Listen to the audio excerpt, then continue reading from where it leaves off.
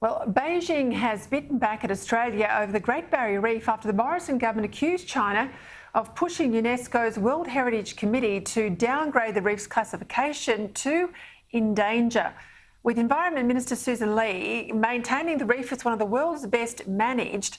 The Chinese Foreign Ministry spokesman has labelled the claims of Chinese manipulation as totally groundless smear and slander. For more on this, I'm joined from Canberra by Liberal Senator and Chair of the powerful Parliamentary Joint Committee on Intelligence and Security, Senator Paterson. Well, James Paterson, it's been a long time since there's been a visit by any of these world environmental bodies to our reef. I think we go back to 2012. It was cleared of any issues in 2015. This has come out of the blue. So spell it out for my viewers at home. What's happened? That's exactly right, Peter.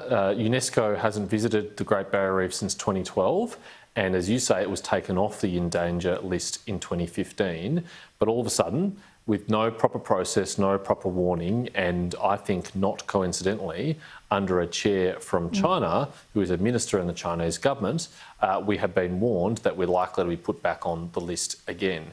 Now, as Ben Packham pointed out in The Australian today, of the 21 members of the UNESCO Council, 14 of them are Belt and Road Agreement participants, and the 15th is China as chair. So unfortunately, I think if geopolitical motivations are at play, which they appear to be, Australia's chances of overturning this and having it treated only on the scientific and environmental merits are not looking very good. And we know the decision the Council meets in Beijing next month. What's the best we can hope for here? Do we think that we can have this decision rescinded or likely decision rescinded?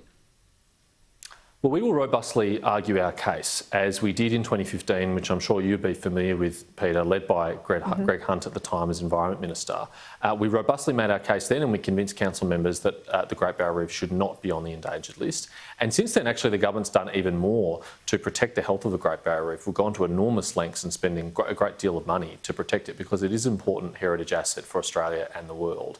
But I have to say I'm pessimistic this time that we'll be successful. I think the die is cast, and I think this is a perfect example of the negative globalism that Prime Minister Scott Morrison spoke about in his Lowy Institute lecture a couple of years ago, when multilateral institutions which have appropriate purposes get taken away to do inappropriate things, get taken over to do inappropriate things.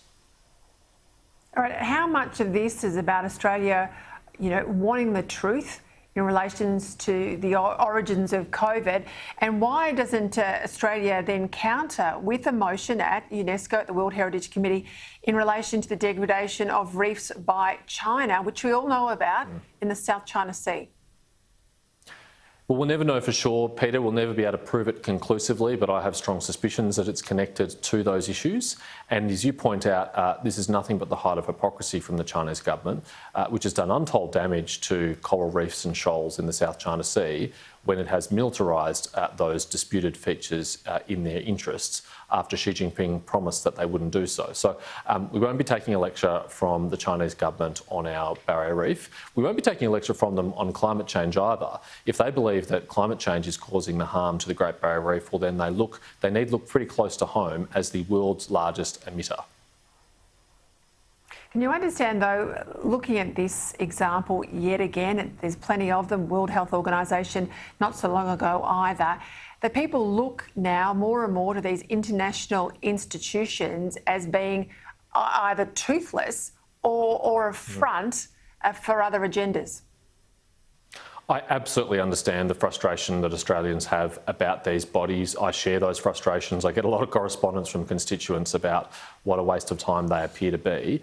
But when harnessed for our own purposes, they can be a real force for good. They can help uphold the multilateral rules-based order, which we have prospered from, and help enforce it. And what we need to do is roll up our sleeves and get engaged and make sure that chairs are elected for these sorts of bodies that have respect for the rule of law, that have respect for proper process, and are there to do the job that they're actually set out to do and not to be used for other more insidious purposes.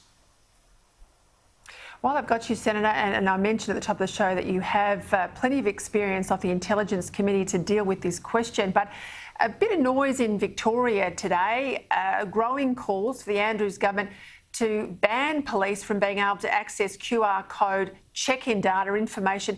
Apparently there were multiple requests made of officers, by officers last year. Victorian Police Association, along with the Coalition and the Greens, are out there demanding that this loophole be closed, that access is only given for the purposes of contact tracing. The Victorian Police Minister, a bloke called Danny Pearson, who's acting in the role, says he needs these powers in the event, he says, of a terrorist attack. Now, come on. You're not telling me that someone wants to commit a terror attack in Victoria and hits up the Bunnings to get the chemicals to make the bomb, and he diligently checks in with his QR code. You know, I know, you've got all the data powers you need at a federal level. This is a ruse, isn't it? It's a privacy ruse. You're absolutely right, Peter. And the contrast here is with the COVID Safe app federally, where we put in the most robust privacy protections ever before seen with any of these sorts of apps that make it impossible for our intelligence or security or police services to access that data. States and territories, WA first, now Victoria, haven't done the same with their own programs. And it is really cynical and it's really dangerous because it will undermine public confidence in these apps, and it will encourage some people who are particularly privacy conscious to trust them less and to check in less, and that will make the task of contact tracers even harder when they're chasing down this virus. So the idea that a terrorist is going to go and check into the QR code as they're going to pick up their bomb-making materials is just truly absurd and demonstrates the insincerity of these people. The truth is our intelligence and security agencies are working day and night on that challenge and have a very good relationship with Victoria Police, and as you say, many other extensive powers that the federal parliament has provided them with to deal with those issues. They will not be going to QR codes to track this down. Beautifully and simply put. Senator Paterson, thank you for your time.